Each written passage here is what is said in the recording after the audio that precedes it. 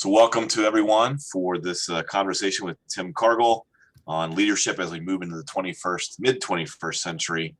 Hopefully you were all part of Tim's conversation just a little bit ago on the other Zoom platform. And we trust that Tim will continue to have great information for us to absorb and take with us as we go forward. I'll open us up with a quick word of prayer. Dear Lord, thank you for this opportunity to gather as a group. Thank you for Tim and for his ability to share with us over this platform of Zoom. Thank you for the technology. We pray that it will hold up during this conversation and just be with us as we listen to this conversation. And again, as we take it with us as we go forward. This we ask in Jesus' name. Amen. Without further ado, Tim Cargal. Thank you, Mike. Right, so it's good to be with you all again. I'm going to share my screen here and get this started. So what we want to do in this time together, and I'll be kind of watching to see how the participant numbers go up. We may be able to do a lot more kind of give and take than we can in a room with 50 people. But I will certainly be trying to keep an eye on the chat and raised hands and so forth as we continue as well. But what we want to look at in our time together in this period is some kind of changes about the whole notion of leadership as we move into this, as we get further into the 21st century. I'm kind of the mind at this point where, everybody keeps talking about, well, in the 21st century, it's going to be new. It's going to be new. Well, we're a fifth of the way through the 21st century, folks. Let's just own it and realize that, if we're talking about the things that are kind of emerging and new and developing, that we really are looking at, what's going to be true of the middle of the century and not simply kind of the dawn of the new century. The dawn is the sun's well up in that regard. And so for our time today, I want to focus on kind of three big things that are coming true for us as we are looking at leadership and the notions of leadership in the middle of the 21st century. One of them is a kind of broad social trend that is a cycle that repeats throughout American history. In fact, it's a cycle that's been repeated so many times. It was first talked about in the middle of the 1800s by people who were here and writing about American culture from the outside. And that is this whole notion of institutions versus movements. And in the 21st century, we're seeing the sociological analysis and all of this, that we are moving very much into a kind of a movements period away from an institutional period. And so I want to talk about that as a little bit of the waters in which we are swimming, and we'll move forward. The second thing, other two things that are big and large and looming over us are really, in some ways, more skills that are going to be needed of leaders. And in those, I want us to talk about the issue of interculturalism and how that is different than cross-cultural and multicultural that we have known in the past, and the kind of skills that are needed relative to that to be a leader. And then the third thing is this whole issue of the virtual, which we are literally living out in the moment. As we gather together today in a Zoom video conference, as opposed to gathering together in a conference room at the Penn Stater, as I've had the opportunity to do with you all in years past. But one of the things that I want us to really think about that was probably already going to happen, but I mentioned in our first block this morning, I was going to stay kind of away from trying to guess about what the lasting impacts of the pandemic will be, because nobody really knows. But this is one that I think where there is a lasting impact that we already have a pretty good idea about, and that's going to be the blurring of the line between the in-person and the virtual. So these are the kind of things in that regard, then thinking about what are the skills that are going to be needed for leaders in a world that is a hybrid of virtual and in-person. So these are the kind of categories that I want to invite us into conversation this morning around this issue about leadership. And we're going to start then, as I said, with this notion about movements versus institutions. When we talk about institutions or movements, we're really talking about the way that society in very broad ways bands itself together in order to accomplish things. Do people gather themselves together as part of a movement or as part of an institution? And, this ties into some of the things we were talking about in the first session about even notions of membership. You can talk about your membership to an institution. I don't know how you talk about your membership to a movement.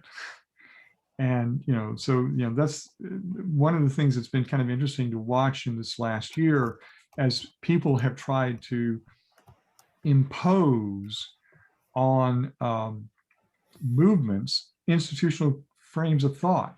So, for example, well, who is the leader of the Black Lives Matter movement?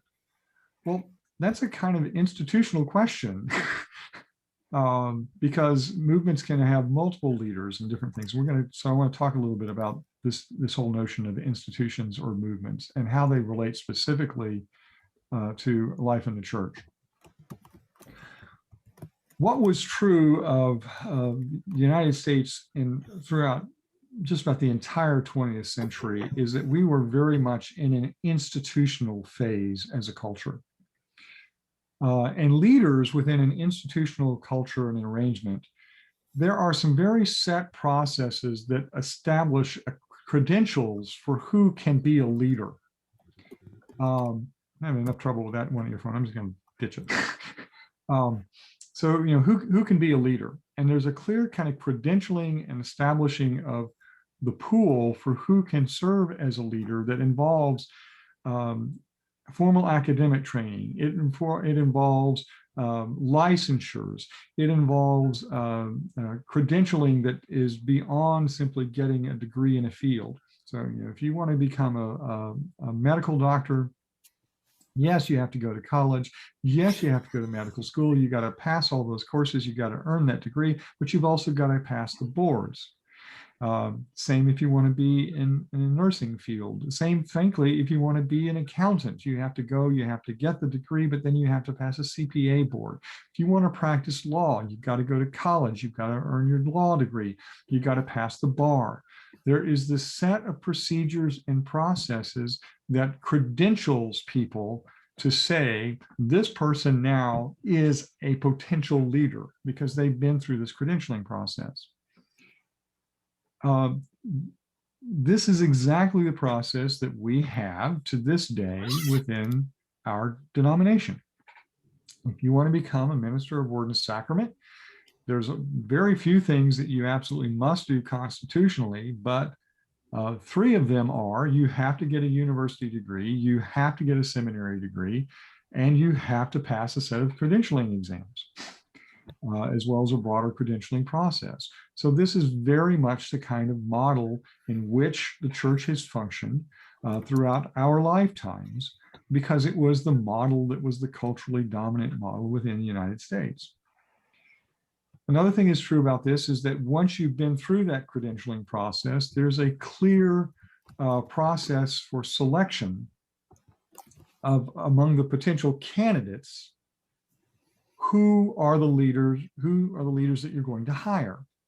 And there can be very regimented processes about that, both to be sure that the people in fact have the credentials that they say they have, to be sure that there is a fair and equitable search among those who are credentialed to be considered for those leadership positions.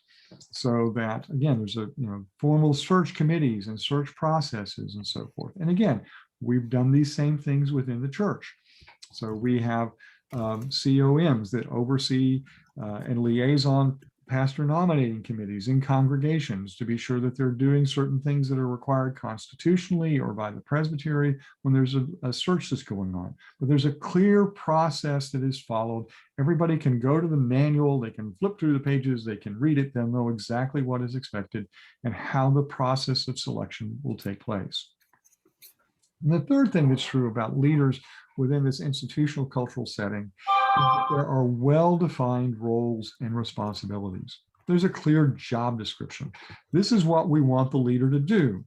These are the things we want the leader not to do. These are the things that we reserve to ourselves. These are the things that we expect to be done. So there are job descriptions that are shared during the hiring process and that are reviewed periodically. And all of these things make a very kind of clear understanding. This is who a leader is. This is the training and credentialing that they have that authorizes them. This is how we have chosen them. And so now you are the leader. Go and fulfill these roles and responsibilities for us. Now that's all different within a movement. None of those things really applies within a movement. In a movement, it's authenticity that establishes the pool. So that you can be considered to be a leader because you are perceived to be authentic. And authentic is a really nebulous term. Authenticity, sometimes it can be very positive things. It's because these are people who have demonstrated skills in other settings, and people have recognized them and are, so that they see that there's a consistency in the life and the performance of this person in this field of endeavor over time. And so, you don't really care about whether they have the credentialing. One of the examples that I can give of this from my own now expanded family life, but my brother, he and I both went to college at the same time. The world is probably a better place because Mike, who thought he wanted to go into ministry at that time, didn't. My brother probably wouldn't make it through any CPM in our denomination. I love my brother. He's I love him dearly. He has many gifts, but pastoral leadership was never going to be one of them. But we shared an apartment while we were in college, and I bought a little computer our senior year, and he taught himself to program. And so he took his bachelor's degree in religious studies and his self-taught experience as a computer programmer, and built a career that he's just recently retired from, where he became one of the leading programmers in his field in a particular area of financial services. He never had a degree in computer science, but he had learned it. He got the job. He did the projects. They recognized the quality of the work, and he became the vice president and chief software architect for this company. Not because he'd been through what I did, right? He didn't follow college by going to seminary or so getting a master's degree and going on and getting a doctorate. No, he just started writing code. And his code was good, and he was able to advance in that field because the authenticity of the quality of the work that he did established him as a leading candidate in that area. The second thing then is influence then becomes the basis for selection. People are chosen to be leaders because they are leaders. Why do you follow them? Well, because they've got all of these followers. How can all of these people be wrong? Now, I've got to tell you that the influence piece is one that, I can see some real benefits in the kind of authenticity to open things up and to see that people can gain experience and knowledge and so forth and skills in a lot of different ways. The influence one is a factor of selection. I've got to say it's the one I'm most skeptical of. And the illustration I give of this is actually from kind of just before the pandemic hit, and I started doing all of my work from this chair instead of traveling around the country. I do normally in non-pandemic periods, I spend about 25 to 30% time on my road.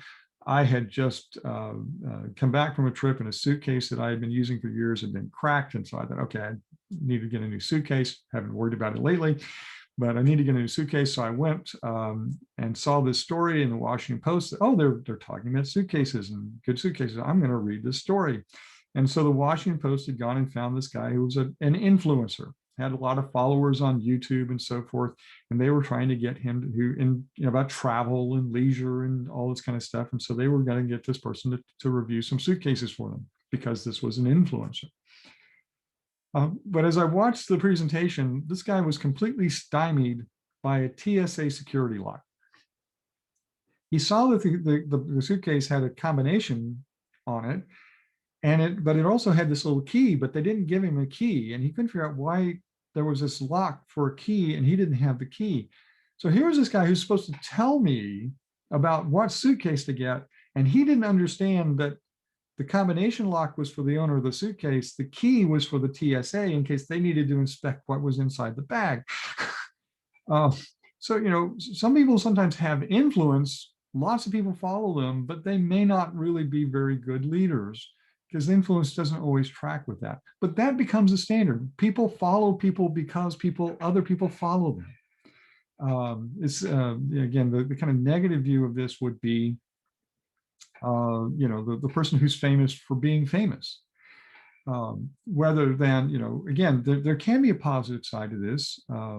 People, again, like my brother in his field, he had influence. People would come to him and ask him to help them with their projects because he had done well with with his own projects and so forth. So it's not always a negative thing, but it's one that, frankly, I'll just own my own biases. I worry about a little bit more.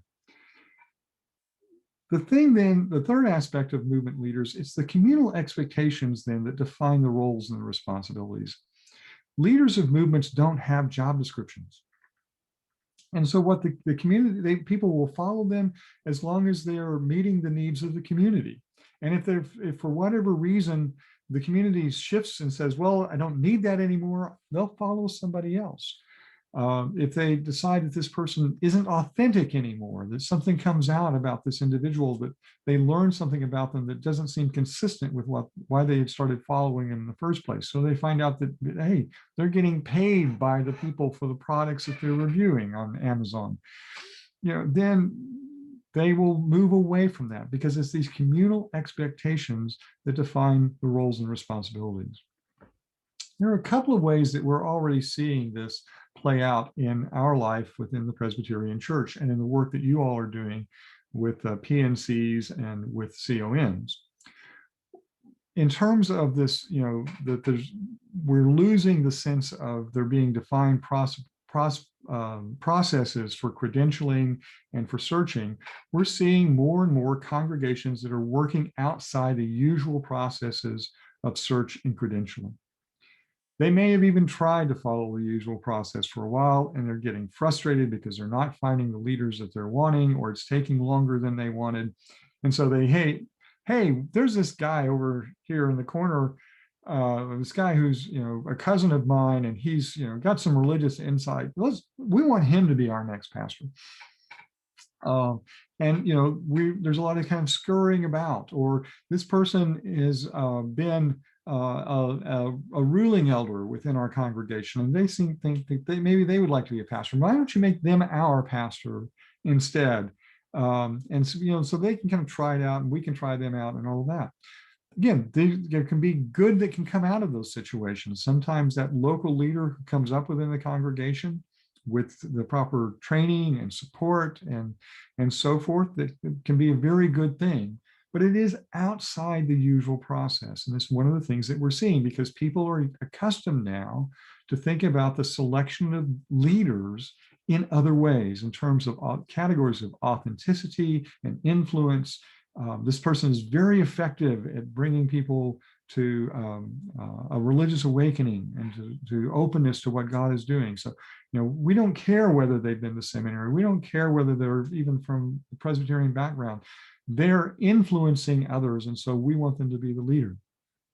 And so this is, they're doing this in other parts of their lives, and it's coming into the way that they think about life in the church as well. Another way that we're seeing this, though, is where authenticity and influence of shared theological convictions can form a stronger connection than demography. So one of the things that we have seen, for example, in some different kinds of fellowship programs or initiatives that several different types of initiatives the church has done over the years to help fill congregational leadership needs, is, we have found that sometimes when we have put persons of color into congregations that are in a more rural setting where there are not necessarily a lot of persons of color, and the congregation, of course, has never had a person of color as a pastoral leader before, that what they find, though, is that their shared theological convictions help them to form a stronger identity and a stronger partnership in ministry than the demographic factors that they thought were going to be a hindrance. So there are both good and bad things about this trend away from kind of institutional to movement leadership. It's one of the things that we're going to have to think about in terms of how we think about credentialing processes and so forth. How do we use flexibility in our credentialing process to recognize the development of gifts and skills and training that people may have gotten in ways that are not the ways that we've done it in the past, but nevertheless, they've developed them and they have them now. How do we recognize those things? So these are some of the things that we're seeing in terms of movements and institutions and the shift toward a more movement orientation.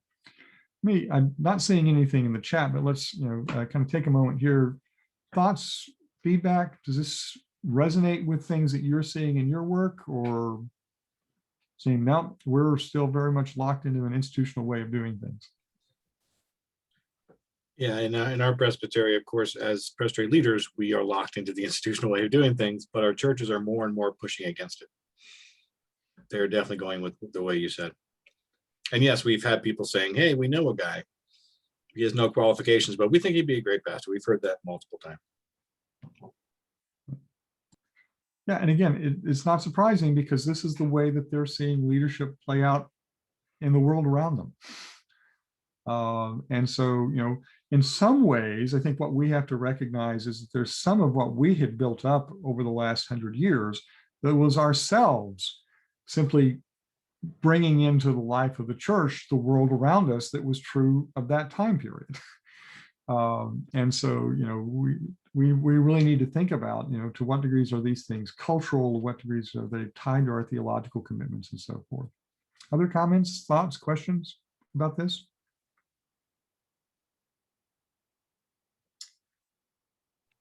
I would just say I disagree and just ditto that. I see this tracks with what we're seeing in our presbytery, Kiss Communities and everything too. There's a lot of the churches it's almost like nature abhors a vacuum. They just find someone. It doesn't matter their background or their anything, but if they can fill the pulpit and be there, and they'll tend to follow that. And it seems to be our reality here too. Yeah, and I think that one of the things that you may find, though, is that, and this is where some of the positive sides of this movement orientation may kick in, right?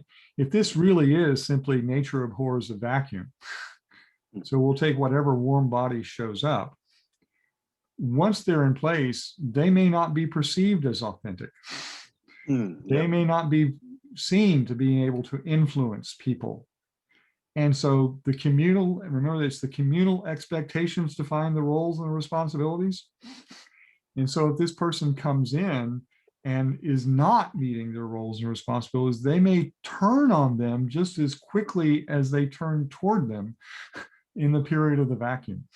Mm-hmm. It's true. I'm Dawn. I don't see myself on screen. I saw Emily's comment and I was thinking the exact same thing. But as it relates to the church, I found myself, I'm giving things away here, thinking many times throughout the last few years how grateful I was for institutions, that the ones that can hold through what may be a time of crisis, if you're, someone who values institutions and decency and order, it is an important thing. And what I see in the church, we are taking movement, we are picking our leaders through using a movement model, but we are still very much an institution. I mean, if you're going to have a movement, have a movement. This is what I want to say to our churches, but it seems like we just want caretakers, placeholders, as you say, I'm all for having movement leaders if we're going to move, but not if we're going to stay still. And it's at this point that I would bring in my kind of longer view of history and point that I am in terms of sociology, I am a confirmed disciple of Max Weber, who wrote more than 100 years ago about what he referred to as the routinization of charisma. That as movements continue, they always become institutions. And that, you know, there's dozens of examples of that I could give both within the religious world and the culture more generally. And so I do think that in some respects, and I think, you know, if you get really into the solid sociological analysis around this whole paradigm, they will point out these are not discrete possibilities, but this is a constant continuum between which societies and organizations find themselves swinging. That as you get too far into the institution, then there's going to be this desire for more of the movement, the charismatic leader. And then as that comes into place, if you're going to sustain it, then the institutions are going to form around to do that. I do see in David's comment about in the chat here about, multicultural. So I'm going to use that as a kind of springboard to move us along then to the second area that I wanted us to look at, which is the idea of interculturalism that looms so large over us. And here I want to introduce, at least in this, I can't footnote this. This is kind of my way of thinking about these things. But it's helpful to me. We'll see if it's a helpful way for you to think about it. What I think has happened is that we have moved to a kind of intercultural moment that requires a different kind of leadership skills. And that we've gotten there in it's kind of the third of stages. And for me, I can think of this as kind of three stages. The first stage was kind of cross-cultural. And particularly in American society, and I will own, this may be the baby boomer in me projecting my life experience and drawing grand patterns from it. But for me, when I was growing up, there was this issue about the need to be cross-cultural. And it was about an America that was seen primarily in terms of Black and white, the relationship between whites and African Americans. And so we knew that there were different cultures and that there were all kinds of things that brought some that would be areas of common shared interest, places where there would be conflict and different experience. But the question was, and what we were all striving for, was to find a way to be able to be cross-cultural, to be able to engage with people who were, if you're white like I am, to engage with people who were African American. Or if you grew up in the part of the Southwest where my family roots are, then maybe there was also the sense that, there's an Hispanic population here that's historically, I grew up in Texas. It started off as part of Mexico, right? There's an Hispanic cultural that's here that we also, but it was really understood as kind of cross-cultural. I moved from a moment to deal with this person. And there wasn't really even the sense that there was anything in common about the way I navigated that between what I did if I were navigating with African Americans cross-culturally and what I did if I were navigating with what at that time was the Latino population, people of Hispanic heritage. That there was just these kind of distinct things, and sometimes I would have to move and deal with people across these cultural differences, but it was always kind of in binary.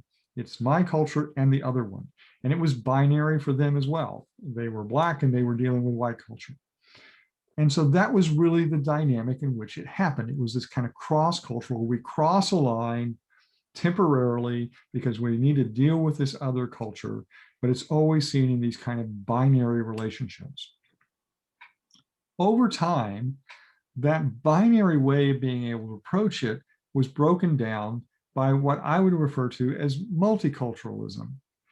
And the difference between these is I would give as a kind of model of the World Showcase at Epcot. If you've been to Epcot, you know that there's one part of the park where you kind of go, and as you go around, if you're going clockwise, as you enter it from the main entry, you end up and there's this pavilion. It's all about Mexico. And you walk through and you see kind of like an Aztec pyramid, and you can get your margarita and your tacos, and then you walk past a few trees and a cart or two, and suddenly you're in Norway. Why Norway? I have no idea, but there you are. And then so now because of the Frozen, there's a ride where you can see Elsa and Anna, but you're Scandinavian. And you walk a few further past another few carts and trees, and suddenly you're in China, right? So multiculturalism is this idea that it's not binary anymore, but there's still these kind of discrete engagements with culture. And so I can just kind of discreetly engage with Chinese culture or Norwegian culture, or if I go further around the World Showcase Lake, I can end up, in Germany, or even back home in the United States, and then in Japan and so forth. But it's multicultural. We have to broaden our horizons, see that there's more than just this cross-cultural binary, but everything is still separate and distinct.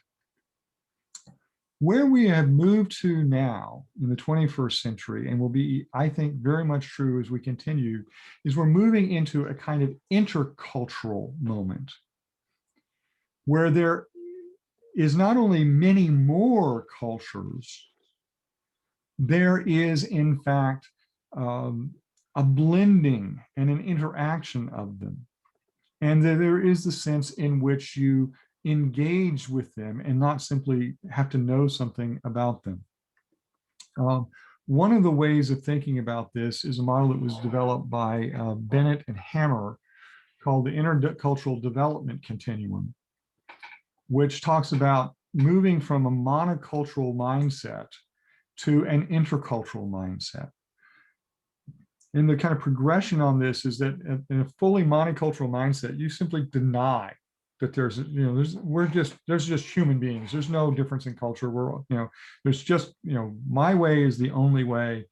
And it misses, in fact, that there is an even difference. It's so tunnel vision that it can't even see the differences between the cultures.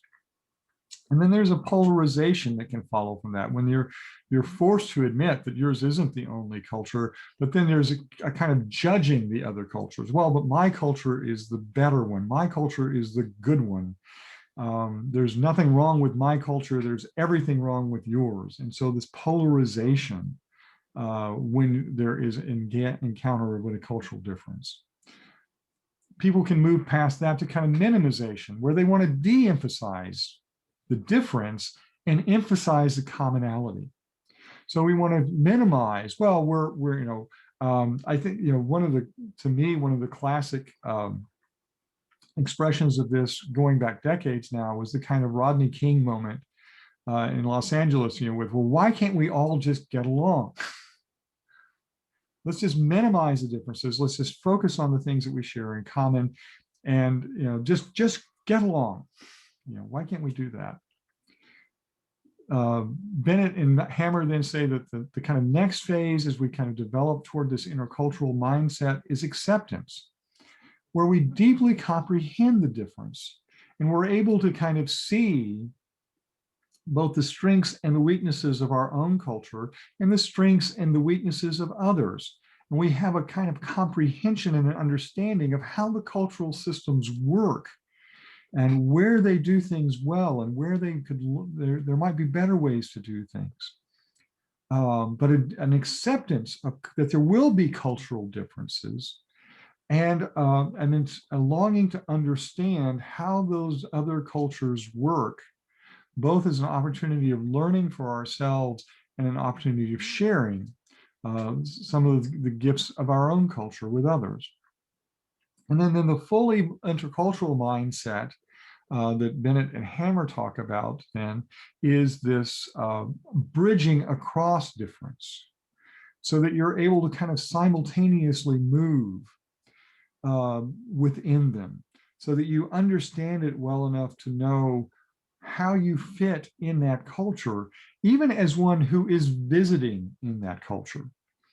I'm reminded of a book that I read a number of years ago, probably 20 years ago now, about this in the religious aspect of life, that was called How to Be a Perfect Stranger. And it basically was trying to say, if you are now living in and working in a society where not everyone comes from even the Christian tradition, or certainly not within just one single manifestation of the Christian tradition. And so your colleague at work has a parent who dies in the family is Hindu, and so you're going to a Hindu funeral. What do you need to know? What do you need to understand about what even is going to happen? And what is appropriate for you as someone who is coming in from the outside of the culture to do that shows a manifestation of your support to the family? And what are the things that, no, you don't do because you're not part of it, right? So this how to be the perfect stranger. And so this ability to bridge across differences. And I think that this is part of what we're seeing. I know that I've talked to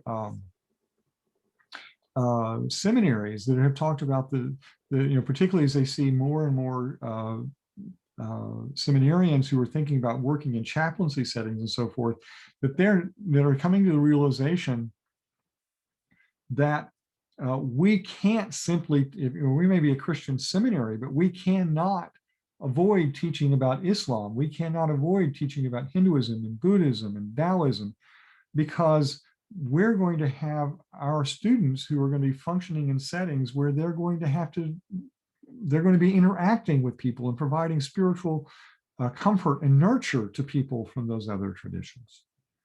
And so this is one of the new skills that's going to be applied, both, I think theologically and elsewhere. It's one of the things that happens sometimes in churches when, because our denominational loyalties break down, that you've got somebody who may be in a Presbyterian church for the first time in their life. Maybe they've been Catholic, or maybe they've just been in Methodism or in a Baptist church, but where the structure and the polities is very, very different. And suddenly they're in this community and they're elected to the session. They don't understand Reformed polity. And so their reaction to everything that happens in the life of the church is coming out of this. So there's this need to understand culture across many different dimensions. And in fact, to understand that culture is broader than simply the racial categories, going back to that, cross-cultural black-white divide, no, culture is much broader than that. This is one of the things that we have to deal with, I think, is we have people who one of the slides that I don't think I showed today in the first block that I sometimes do when I talk about these trends is that more than 2/3 of our inquirers and candidates come from our largest 1/12 or congregate, or from our largest 1/6 congregations, 1/8 congregations, from our top 12% largest churches. They don't understand the cultural difference of being the pastor in a multi-staff congregation versus being the solo pastor of a congregation of 150. They don't even understand what the role and the expectation of that community is, to even use the movement language within that institutional context. And so when we think about culture, it's got to be broader than just racial and ethnic difference. It's got to be all of these different cultures, and to realize that this intercultural development cycle applies to all of them. So that, you can't assume that life in a rural community is exactly like life in the center of a major metropolitan center. And so you've got to avoid polarizing. Well, in the last presbytery we had 125 churches and we had 250 minister members. So why isn't this presbytery with only 25 churches functioning like that? So, this understanding of these intercultural tools and ways of thinking are skills that we have to be able to bring and apply to a broad range of what it means to be leaders in the church. So again, questions, reactions to this aspect of one of the things that's shaping the way we think about leadership.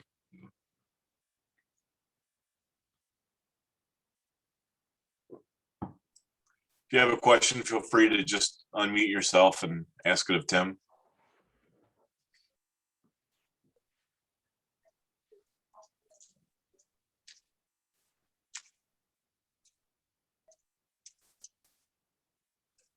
Comments? Does this make sense to you? Does this seem not convincing at all?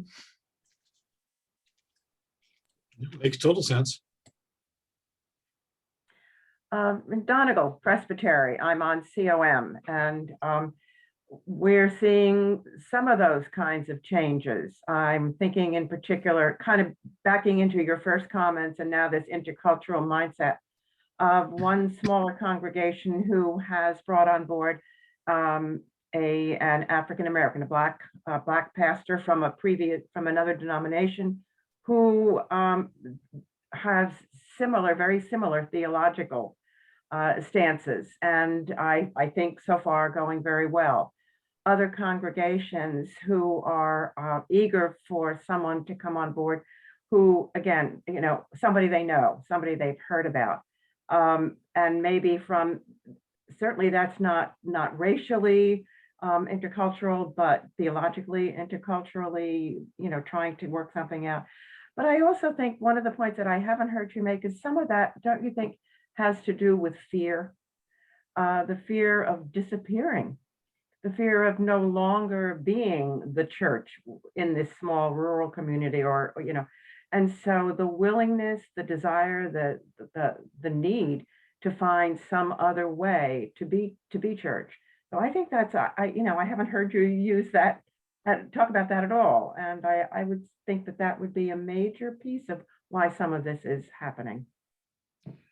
Yeah, I mean, I think that is one of the reasons why people don't move, to stay for a moment with this intercultural development continuum, because it's what's on your screen and we can kind of use it as an example. It's one of the things that can cause people not to progress along this development, right? The sense that what you're asking me to do is to give up what I have known to become something else. And I think this is another place where this model can be helpful, because part of what this model argues is that you can't really progress until you really understand your own culture. That one of the things that you do have to understand is that your culture, however it's being defined in that moment, is only one of many possible cultures. But you can't bridge to another culture if you don't understand your own. Let me give an example of that, building on something you mentioned.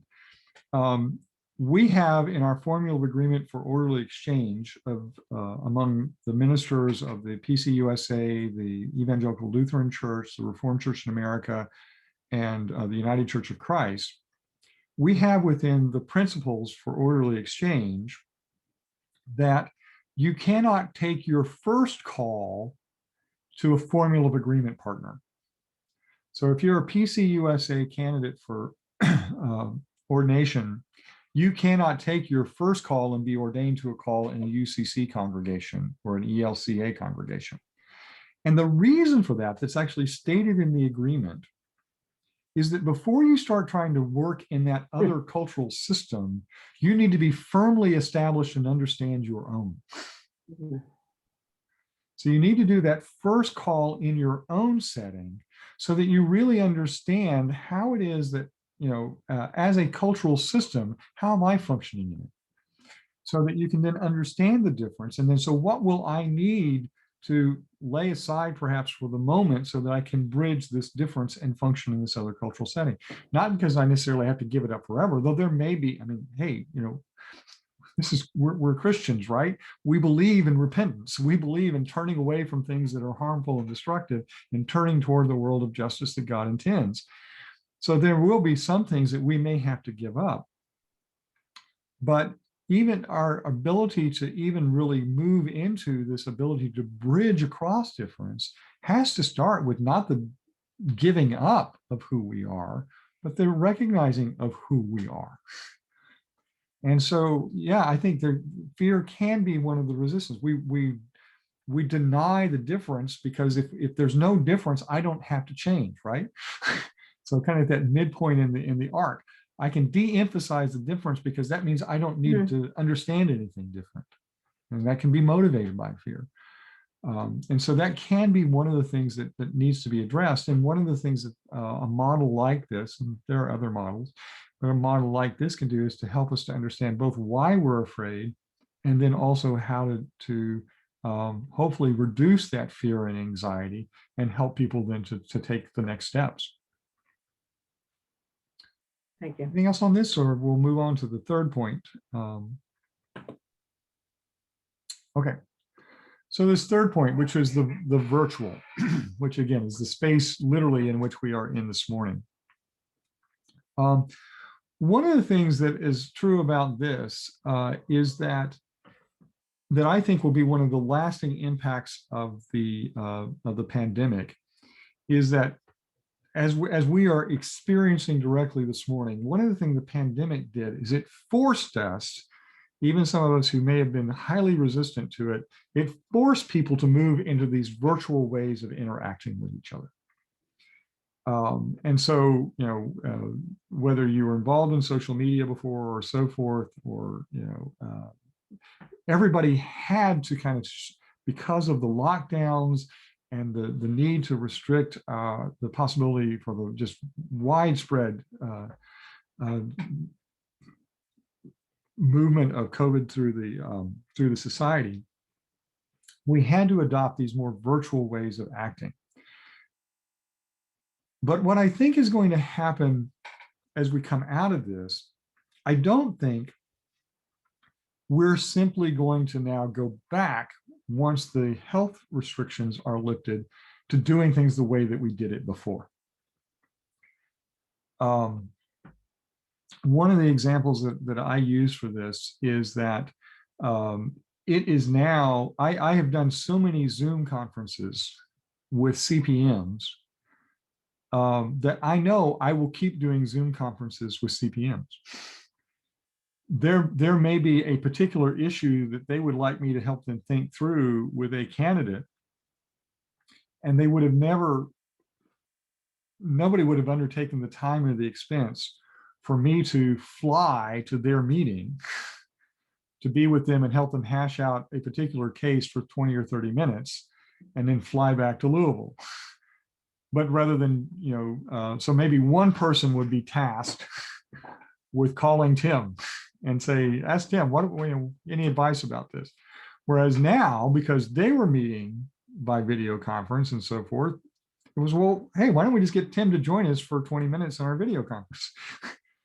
I don't think that's going to stop when it becomes, you know, possible for me to resume doing training for maybe a conference like this, because there would be value beyond, you know, just this presentation, but to the conversations that we would have over lunch, or conversations that we would have at the end of the day.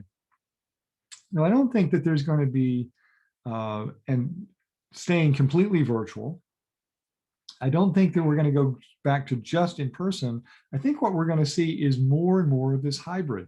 And congregations are already moving into that as they, and I know that the congregation where my family worships, where my wife has served as a deacon, my daughter has served on the session. Obviously, as a minister, I'm not a member of the congregation, but I've been actively involved in it. But as they are beginning to reopen now, they have a reservation system, but only 25% of the occupancy can be there. Not everybody can come back. And so they are streaming, continue to stream the service, even as they are resuming in-person worship. And I think that hybrid is going to be with this congregation for a long time, maybe forever now. And that, you know, just as ministers had to shift to being able to do pastoral care by maybe more of it by telephone or video conference and less of it in person by the individual coming to see them at their office at the church and so forth. I think that those things are going to continue to be with us. And there is a skill set that is involved in that leaders are going to have. We've had, for decades, we've had these jokes about, the person who prints out all their emails, right? Because they don't want to read them on the screen and so forth. Well, that inability of leadership to be able to function both in these kind of virtual settings and these in-person settings, I think is something that within the church is going to break down. And it's going to be one of the things that is going to survive through the pandemic, that this ability to kind of merge the in-person and the virtual, and to be able to use the technologies that are appropriate to both, and to know when to use one and when to use the other, are going to be skills that leaders are going to have.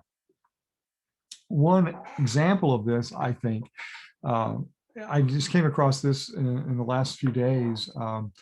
Barna had done some research leading up to Easter, trying to see, well, how many churches are going to start resuming, are going to have in-person worship this Easter because they weren't able to last Easter? What are their plans for coming back to in-person and so forth? And I recognize that this is very difficult to read on the screen at this point. So again, you'll have this PowerPoint, you can look at it more closely. But this was part of what they did about asking what churchgoers miss most about in-person services. It wasn't even what do they miss most. It was, you can check all of these things that you wish. You could check everything in the column if you wanted to. And then this broke it down kind of by generation. So at the very top, you'll see that taking communion, 31% of baby boomers miss that aspect of in-person worship, but only 18% of millennials did.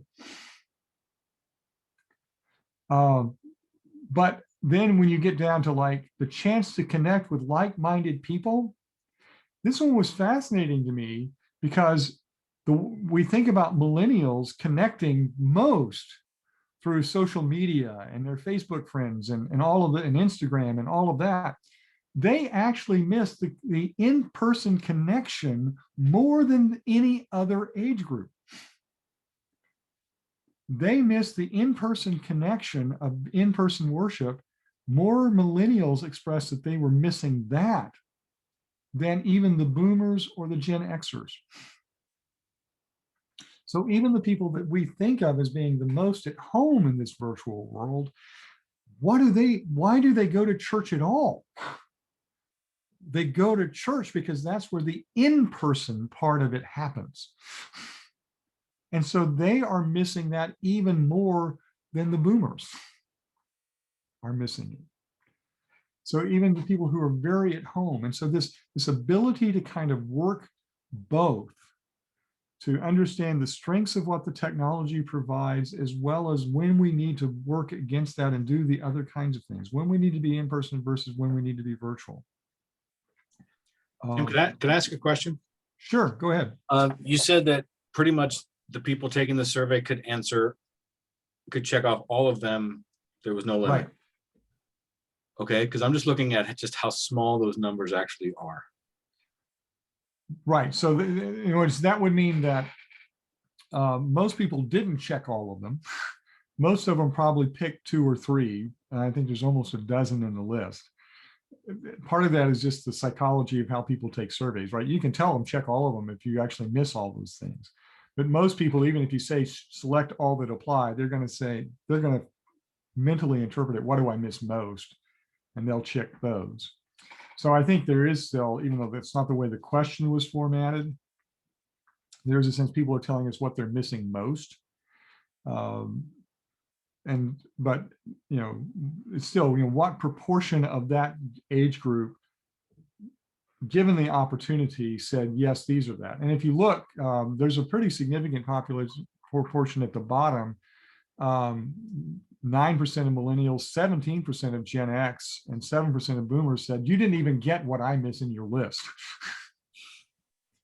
There's something else that I'm missing and you didn't even put it in your list, right? So I think that's one of the things that also has to be taken into consideration here. But what I found most interesting about it in terms of this particular thing that we're talking about is how that the generational expectations about what was being missed or wasn't being missed really suggest that we're going to be continuing to do both the virtual and the in-person. That the people that we think are most tied to the virtual culture are missing the in-person, and the people who are missing, who are most tied, we would think, to the in-person, there are aspects of what we think that, well, that's what got to be what they're missing the most, that they're saying, yeah, not so much. I'm fine getting that streamed to me. Other responses to either the idea generally or the things that you're seeing in the survey results? I have sort of a question and a comment. This is Amanda Roberts on COM at the Lackawanna Presbytery. In our church, and I think there are others probably the same, there are people who have at times gathered in person, the smaller groups, masked, and been to worship for several weeks in person at the church. Then there are people who have, logged on online and watched it there. And I use the word watch because that is, especially for people who live alone, particularly what it is, it's watching. And then there are people who have done neither for various reasons. Either they don't have the technology, they don't use the technology, they don't want to. And I keep wondering, how are these several different groups of people going to come back together now or whenever it seems prudent?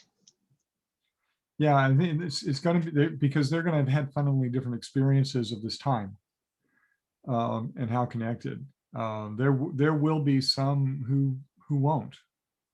I was sharing, I think Mike can check me on this. I think it was a comment that I made, not in the session, but in conversation as some of the leadership were gathering before. But we're seeing some expectation that between 10 and 20% of religious communities in the United States will not survive the pandemic. That people are gone and they will not come back when this is over. Or there won't be enough of the community that will come back for the community to sustain itself. One of the things that we have tried to really encourage folks is to understand that even in the virtual, and I've pressed this with the congregation that our family worships with, is that you can't assume that everybody is going to have a computer or a phone to stream it. So, you need to provide things that allow people to just, with a telephone, just call in and listen. And you need to be sure that you're aware that that's the experience that some folks are going to have. And so, not really rely on what are you seeing at the moment, right? So I think that is going to be one of the things that's going to be very interesting.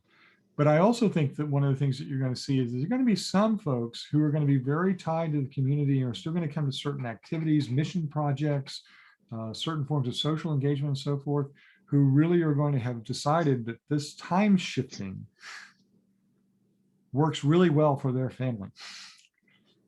They may not be joining the live stream on Facebook Live, but they sure want to watch the YouTube recording later in the afternoon.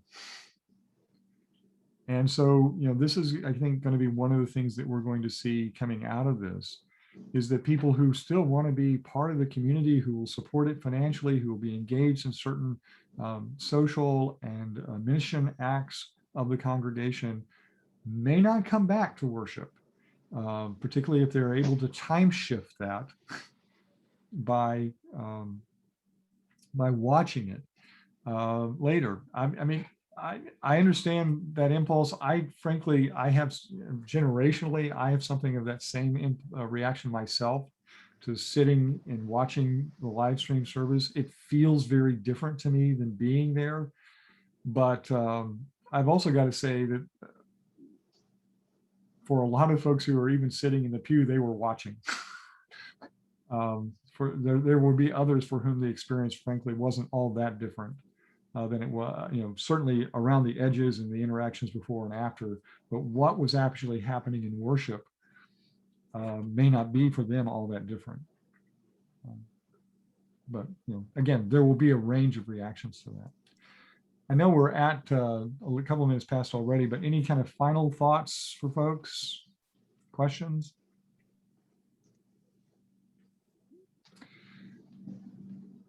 All right, so again, this PowerPoint will be available to you. You'll see at the end of it, there's some links to some of the things that, and some of these are just graphic credits, but there are also some links to like the Barna study and things of that nature that will be available for you there if you want to look into them more fully. If you have questions or comments about these things, I'd love to interact with you outside this session. Feel free to send me an email or give me a call.